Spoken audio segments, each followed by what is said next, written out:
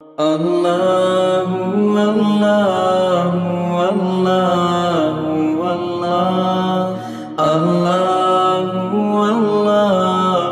اللہ اللہ الحمد لله رب العالمين والعاقبة للمتقين والصلاة والسلام على سيد المرسلين وعلى آله وأصحابه أجمعين. قال رسول الله صلى الله عليه وسلم شعبان شهري ورمضان شهر الله. صدق الله عظيم وصدق رسوله النبي الكريم. پھر ایک مرتبہ الحمدللہ اللہ کا احسان اور کرم ہے، میں قاری احمد علی آپ کے سامنے آ گیا ہوں ایک چھوٹی کلپ لے کر. میرے محترم دوستوں اور بزرگوں اور میری مائیں اور بہنیں اور بیٹیاں، شعبان بہت مبارک مہینہ ہے. جس مہینے میں ہم اس وقت ہے بہت ہی مبارک مہینہ ہے. آپ ذرا روایت کو سنیں. قال رسول اللہ صلی اللہ علیہ وسلم شعبان شہری ورمضان شہر اللہ. ہمارے آقا محمد رسول اللہ صلی اللہ علیہ وسلم نے فرمایا شعبان میرا مہینہ ہے اور رمضان اللہ کا مہینہ ہے. تو یہ شعبان جناب نبی کریم صلی اللہ علیہ وسلم کا مہینہ ہے. آپ کو ایک حدیث پاک سنا کر بات ختم کروں گا انشاءاللہ. وہ حدیث کو کڑی سے کوڑی سے جوڑنا ہے. وہ یہ ہے کہ شعبان کی 13ویں رات جناب نبی کریم صلی اللہ علیہ وسلم نے بہت رو کر اللہ سے دعا مانگی، اللہم اغفر امتی، اللہ میری امت کو معاف کر دے، اللہ میری امت کو معاف کر دے. اللہ تعالیٰ کی طرف سے جواب آیا 1/3 امت کو ہم نے معاف کر دیا، یعنی 33 سے 40% ہم نے آپ کی امت کو معاف کر دیا.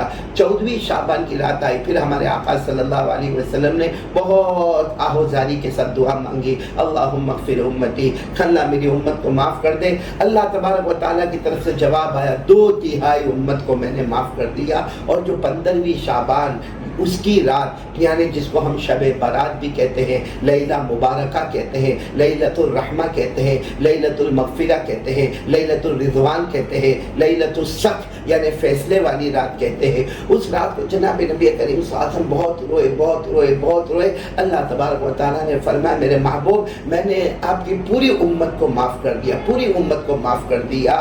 لیکن کچھ ایسے ہیں بندے اور بندیاں جن کو آج رات تو کیا، ہمارے نبی صلی اللہ علیہ وسلم کو پوری لسٹ بتائی. اللہ نے فرمایا آج رات تو کیا، یہ رمضان کی مبارک راتوں میں بھی مانگیں گے میں انہیں معاف نہیں کروں گا، اور موت کے وقت ان کو کلمہ بھی نصیب نہیں ہوگا. تو میرے محترم دوستوں اور بزرگوں، وہ کون سی لسٹ تھی؟ کیا ہمارا نام تو اس میں نہیں ہے؟ بہت سوچنے کی بات ہے. آپ حدیث پاک اٹھاؤ گے تو آپ کو وہ مکمل لسٹ نظر آئے گی.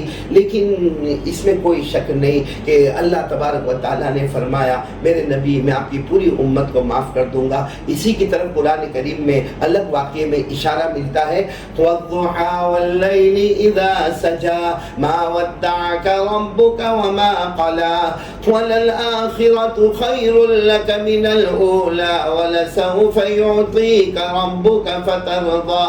اللہ تبارک و تعالیٰ فرماتے میرے نبی میں آپ کی امت کو ایسے معاف کروں گا کہ تم راضی ہو جاؤ گے. خیر میرے پیارو، اس وقت میرے محترم دوستوں بزرگوں، یہ چھوٹی سی کلپ میں بہت جگہ نہیں، لیکن میں آپ کو ایک بات بتانا چاہتا ہوں جو آج کل امت بہت پریشان ہے. اس کی وجہ یہ ہے کہ ہماری ماں ہم سے ناراض ہے.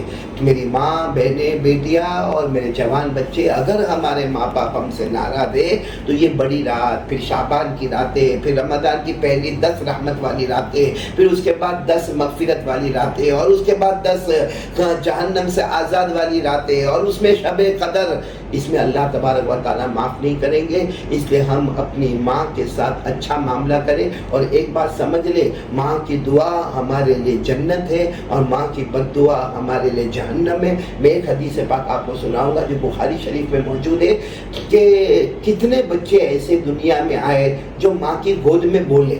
حالانکہ آپ کو معلوم ہے بچہ یا بچی 2 سال 2.5 سال میں بولنا شروع کرتے ہیں. بالکل پیدا ہوتے ہی 3 بچے ایسے ہیں جو ماں کی گود میں بولے. نمبر 1 حضرت عیسیٰ علیہ السلام.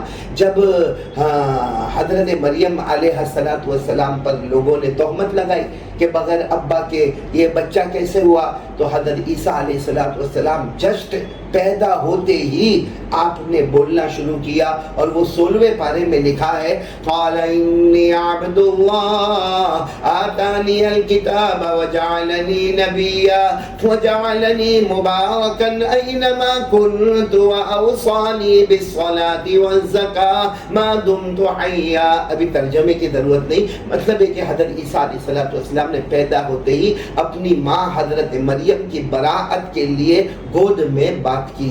نمبر 2، آپ کو معلوم ہے کہ حضرت یوسف علیہ السلام کا واقعہ بہت مشہور ہے۔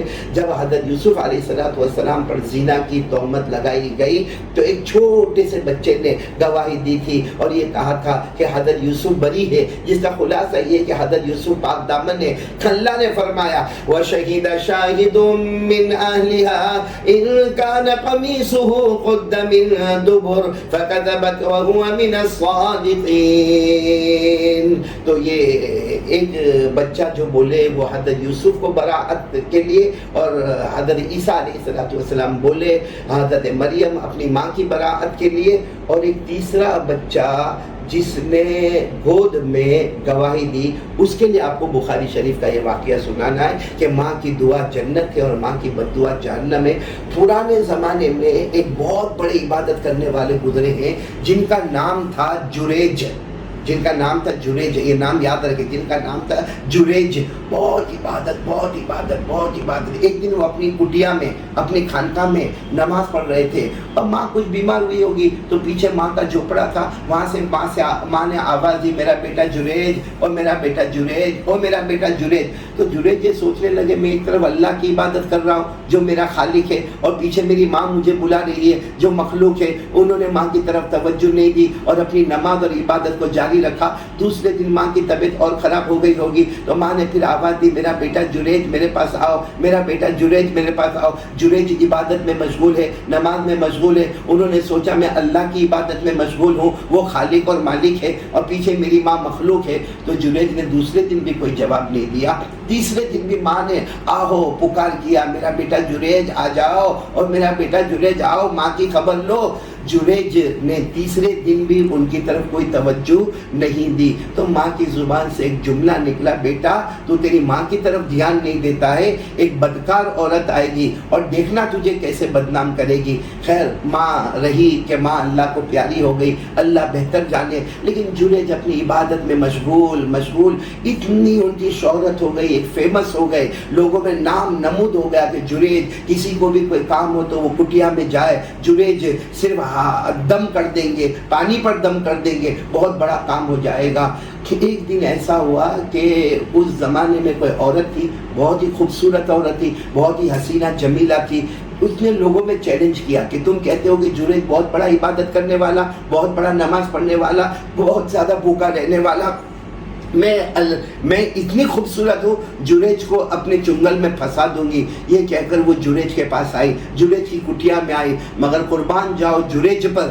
جریج نے نہ اس عورت کی طرف نظر کی، نہ اس کو نام پوچھا، نہ اس کا خاندان پوچھا، نہ اس کی طرف کوئی التفات، نہ اس کی طرف کوئی توجہ۔ بالکل ویسا ہی جیسے اللہ نے مسلمانوں کو حکم دیا ہے قُل لِّلْمُؤْمِنِينَ يَغُضُّوا مِنْ أَبْصَارِهِمْ وَيَحْفَظُوا فُرُوجَهُمْ۔ اے مسلمانوں اپنی نگاہوں کو نیچے رکھو، شرم گاہوں کی حفاظت کرو۔ جریج نے بس ویسے کچھ عورت کی طرف متوجہ نہیں ہوئے۔ وہ عورت سوچی یہ تو میں بدنام ہو جاؤں گی، کیونکہ میں تو یہ چیلنج کر کے آئی تھی کہ جریج کو اپنے جنگل میں پھنساؤں گی۔ بس اس عورت نے کوئی ایک شخص ہوگا وہاں پہ، کوئی غریب آدمی ہوگا، اس کے پاس اس نے غلط کام کروایا، اس کی وجہ سے پریگننٹ ہو گئی، 9 مہینے کے بعد بچہ ہوا۔ بس اس عورت نے شور مچا دیا یہ بچہ جریج کا ہے، جریج نے میرے ساتھ زنا کیا، اس کی وجہ سے یہ بچہ ہے۔ اب ساری قوم نے آ کر جریج کو بہت مارا، ان کے خانقاہ کو بھی توڑ دیا، ان کی کٹیا بھی توڑ دی۔ جریج نے کہا تم مجھے مارتے کیوں؟ سب نے کہا کیوں نہ مارے، تو نے عورت کے ساتھ منہ کالا کیا، تو نے زنا کیا، عورت پریگننٹ ہو گئی اور یہ بچہ پیدا ہوا۔ جریج نے کہا وہ بچے کو تو میرے سامنے لاؤ۔ کہا وہ بچہ تو ابھی پیدا ہوا۔ کہا بس وہ بچے کو میرے سامنے لاؤ۔ جب وہ بچے کو سامنے لایا گیا، جریج نے اس کے پیٹ پر ہاتھ رکھا اور کہا بچہ بتا دے تیرا ابا کون ہے، بچہ بتا دے تیرا ابا کون ہے۔ تو یہ تیسرا بچہ بچہ ہے دنیا کا جس نے بولنا شروع کیا کہ یہ جریج میرا ابا نہیں ہے، میرا ابا تو وہ فلاں ہے اور میری ماں نے اس کے ساتھ منہ کالا کیا ہے اور اس کی وجہ سے میں پیدا ہوا ہوں، بس ساری قوم سمجھ گئی کہ جریج پاک دامن ہے، جریج پاک دامن ہے۔ کسی نے کہا جریج کی کٹیا سونے کی بنا دو، کسی نے کہا چاندی کی بنا دو، کسی نے کہا ان کو محل بنا دو، کسی نے کہا ان کو گھر بنا دو۔ جریج نے روتے روتے کہا ارے جیسے میری کٹیا تھی ویسے بنا دو، لیکن یہ جو ہوا ہے میری ماں کی بد دعا کی وجہ سے ہوا ہے۔ میری ماں نے کہا تھا ایک بدنام عورت تجھے بدنام کرے گی، میں نے میری ماں کی نہیں سنا، آج وہ بد دعا میرے سامنے آ گئی۔ اس لیے میری محترم دوستو، میرے مائیں بہنیں بیٹیاں، ماں کی دعا جنت ہے اور ماں کی بد دعا جہنم ہے۔ اسی کو اللہ نے فرمایا ماں باپ بڑے ہو، جب ماں باپ بوڑھے ہو جائے تو ان کے سامنے کبھی اف بھی مت کہنا۔ اما یبلغن عندک الکبر احدہما او کلاہما فلا تقل لهما اف ولا تنہرہما وقل لهما قولا کریما، بلکہ میں سب کو کہوں گا ایسے مبارک مہینے میں شعبان اور رمضان میں ایک دعا کا بہت اہتمام کرے جو ڈائریکٹ اللہ نے ہم کو بتایا ہے۔ ہر نماز کے بعد چاہیے تو ہم یہ دعا مانگے، ہمارے اماں ابا زندہ ہے تو بھی مانگے، ہمارے اماں ابا اللہ کو پیارے ہو گئے تو بھی مانگے۔ کیا دعا مانگے؟ رب ارحمہما کما ربیانی صغیرا، رب ارحمہما کما ربیانی صغیرا۔ اگر آپ کو یہ چھوٹی سی کلپ میں دعا یاد نہ ہو تو 15ویں پارے کے تیسرے رکوع سورہ بنی اسرائیل میں جائے، بس تیسرے اور چوتھے رکوع کے درمیان انشاءاللہ آپ کو یہ آیت کریمہ مل جائے گی۔ جزاکم اللہ، وعلیکم السلام ورحمۃ اللہ وبرکاتہ۔